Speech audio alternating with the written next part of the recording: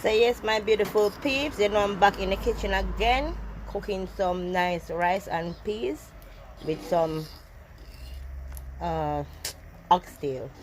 So what is happening here already? The peas is already cooked. The coconut juice is already cooked also. So I just put in my natural seasoning. So this is scallion and thyme, a little piece of onion and pepper. Yeah, and a piece of butter. So yeah, you know the rice, you know.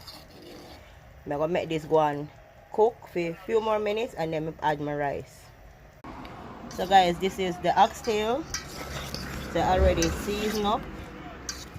So what I put in is I put all-purpose seasoning, a little bit of salt, and then I put some onion, a piece of pepper, scallion and thyme, and also garlic. So this is my finished product. So what I'm gonna do now, I'm gonna put it on to brown it a little bit.